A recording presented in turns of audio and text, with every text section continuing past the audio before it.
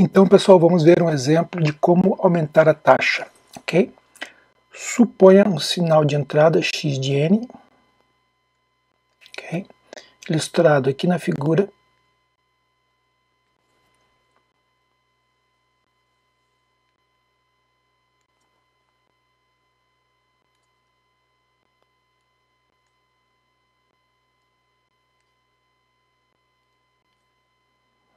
O processo de aumento de taxa consiste basicamente em inserir n amostras entre cada duas amostras do sinal de entrada. Ok? Então esse aqui é chamado upsampler.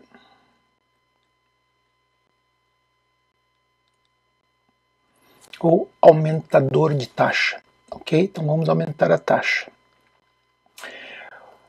Neste exemplo gráfico, observamos que o sinal de saída, yn, será composto pelas amostras do sinal de entrada, mas inserindo n-1 zeros entre essas amostras do sinal de entrada. Então nós teremos aqui mais ou menos este efeito.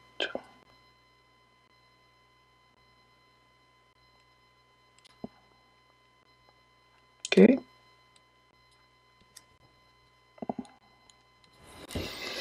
Bom, matematicamente nós já demonstramos que o espectro do sinal de saída ele está relacionado com o espectro do sinal de entrada da seguinte forma.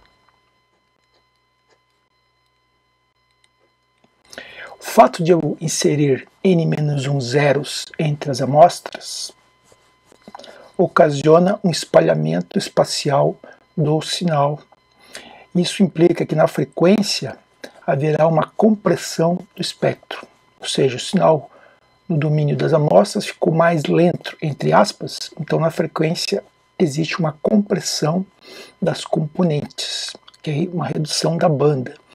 Este efeito, já demonstrado, matematicamente representa uma compressão do eixo das frequências do espectro original, ok? Além disso, um detalhe é que se eu tiver impulsos no espectro de entrada, como eu estou comprimindo o eixo de frequências, o efeito é que nós teremos uma redução da área desses impulsos. Como eu não posso comprimir a largura de impulso, que é infinitesimalmente pequena, certo? É uma abstração matemática. O que eu faço? Eu simplesmente, manualmente, se eu tiver impulso, eu reduzo a área do mesmo pelo fator n. Ok? Isso aqui somente para impulsos. Ok? Bom, esta equação, ela descreve todo o comportamento que nós precisamos saber sobre o módulo aumentador de taxa. Vamos fazer um exemplo aqui, gráfico com o sinal cossenoidal. Vamos supor, neste exemplo,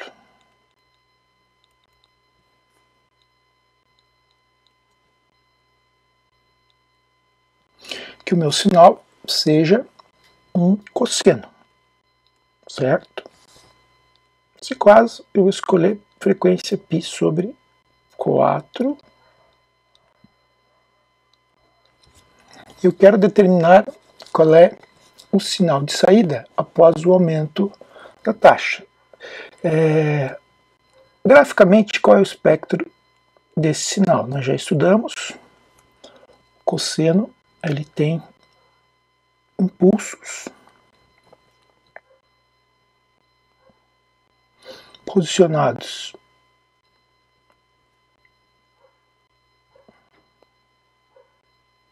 em π sobre 4 para esta frequência do cosseno. E tem também um outro impulso em menos π sobre 4. Ok? Bom, como todo espectro contínuo é periódico com período 2π, certo? Lembrando aqui,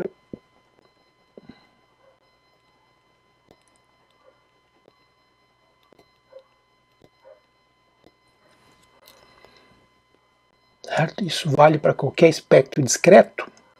O que vai acontecer também é que em torno de 2π eu vou ter este impulso de menos π sobre 4 mais 2π, vai aparecer aonde? Em 2π menos π sobre 4, que é quanto? 7π sobre 4. Ok? Beleza? Então, da mesma forma, eu tenho aqui em este impulso π sobre 4 mais 2π, vai aparecer aonde? Em 2π mais π sobre 4, que é 9π sobre 4.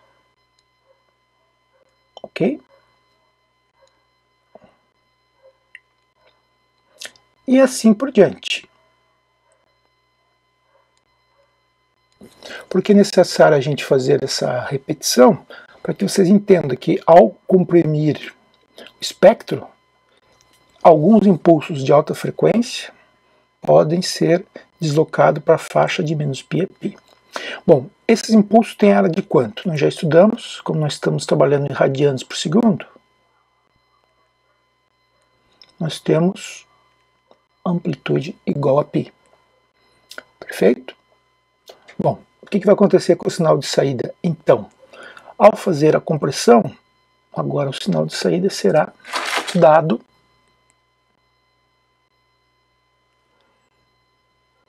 por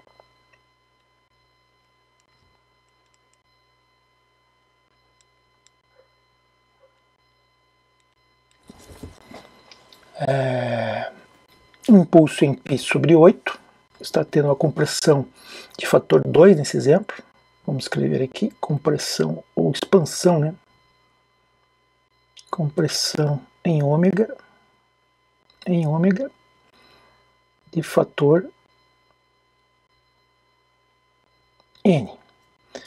Vamos escolher no nosso exemplo um módulo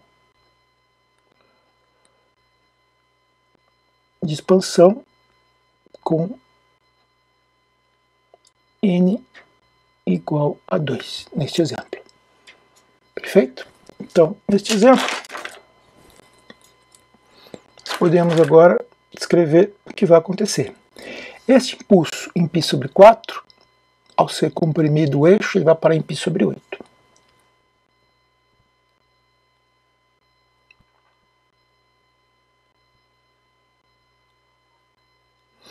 Da mesma forma que esse impulso posicionado em menos π sobre 4 vai parar em menos π sobre 8, ok?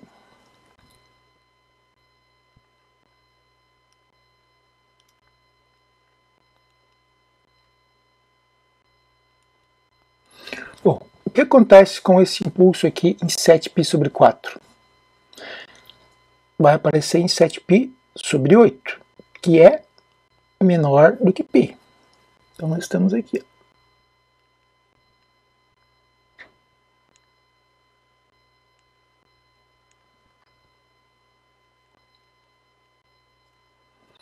Da mesma forma, simetricamente, nós teremos um impulso em menos 7π sobre 8. Ok? Todo o eixo comprimido, tanto o lado positivo como o lado negativo. E aqui está o espectro. Mas ainda não terminamos. Ainda falta um detalhe. Como eu comentei, no caso de termos impulsos no nosso espectro original, nós temos que reduzir a área dos impulsos. Por quê? Porque nós comprimimos o eixo das frequências e para compensar esta redução, nós faremos uma divisão manual. Nesse caso, para n igual a 2, nós vamos dividir então a área dos impulsos, que era originalmente igual a π, vamos dividir por 2, ok? Então, as áreas desses impulsos são iguais a π sobre 2. Bom, que sinal é esse, pessoal? Que sinal que nós estamos vendo aqui? Nós estamos vendo, no caso do sinal original, eu estou vendo cosseno. No caso do sinal processado, com um aumento de taxa por fator n igual a 2, eu estou vendo um cosseno e um outro cosseno. Um de frequência π sobre 8 e o outro de frequência 7π sobre 8. E qual é a amplitude desse cosseno? Meio. Então vamos escrever aqui para finalizar o exercício. Na saída do meu problema, vou escrever aqui no cantinho, y de n será igual a cosseno meio, né? Cosseno de π sobre 8n, ok? Mais meio de cosseno de 7π sobre 8n. Esta é a resposta final do nosso exercício. Bom, gostaram do exemplo? Nós podemos aplicar esse tipo de abordagem para qualquer aumento de taxa. Aumento de taxa é uma das operações muito utilizadas em processamento de sinais. Aparece em vários sistemas, tá? E o único cuidado que vocês devem tomar é que no processo de aumento de taxa existe a compressão. E como todo espectro ele é periódico com período 2π, componentes que podem estar em 2π, 4π, 6π, deverão ser comprimidas também, e podendo eventualmente cair dentro da faixa de -π a π, que é a faixa de interesse. Bom, era esse exemplo que eu queria apresentar para vocês, mas mais à frente faremos outros exemplos na área de alteração de taxa. Até breve.